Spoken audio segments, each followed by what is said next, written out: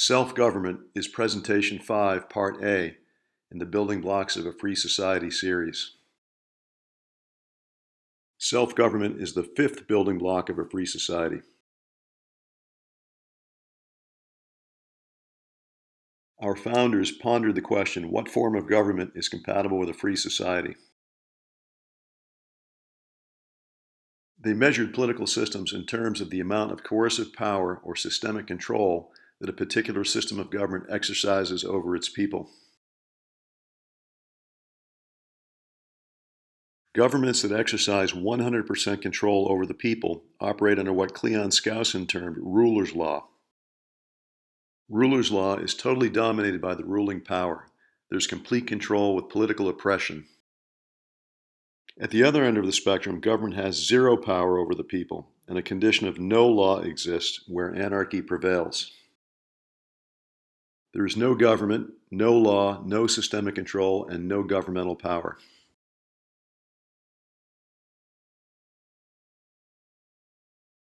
Skousen characterized ruler's law as authority established by force, violence, and conquest, where all sovereign power is in the conqueror or his descendants.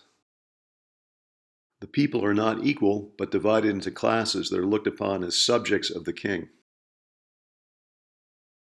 The entire country is considered to be property of the ruler. He speaks of it as his realm. The thrust of government power is from the top down, not from the people upward. The people have no unalienable rights. The king giveth, and the king taketh away.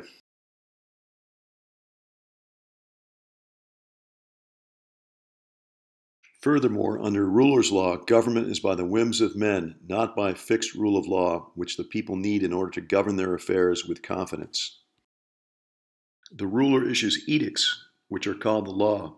He then interprets the law and enforces it, thus maintaining tyrannical control over the people. Under ruler's law, problems are always solved by issuing more edicts or laws, setting up more bureaus, harassing the people with more regulators, and charging the people for these quote-unquote services by continually adding to the burden of their taxes. Freedom is never looked upon as a viable solution to anything. The long history of ruler's law is one of blood and terror, both anciently and in modern times. Under it, people are stratified into an aristocracy of the rulers, while the lot of the common people is one of perpetual poverty, excessive taxation, stringent regulations, and a continuous existence of misery. What our founders sought to establish was a system of people's law, where the government is kept under control of the people, and political power is maintained at the balanced center, with just enough government to maintain security, justice, and good order, but not enough to abuse the people. In people's law, power is from the people upward and maintained at the balanced center.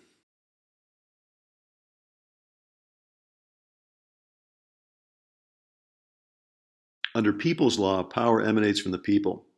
It resides in the individual, and it decreases as it flows upward from the family to the municipal, to the state, and national levels. Under people's law, individual freedom is maximized and protected. Ruler's law is the opposite of people's law. It is not maintained at the balanced center.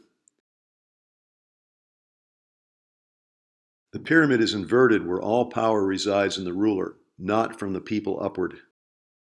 Power is dispensed from the national level and it decreases going down from the state, municipal, family, and finally to the individual at the bottom.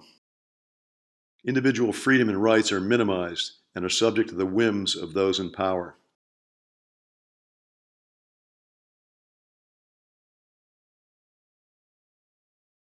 Key points for Presentation 5, Part A on self-government. Our founders sought to establish a system of people's law where the government is kept under control of the people. Under a system of people's law, power resides in the individual and emanates from the bottom up. Under people's law, power is in the balanced middle, with just enough government to maintain security, justice, and good order, but not enough to abuse the people. Ruler's law is the opposite of people's law. All power resides in the ruler and emanates from the top down. Individual freedom and rights are minimized and can be modified or revoked.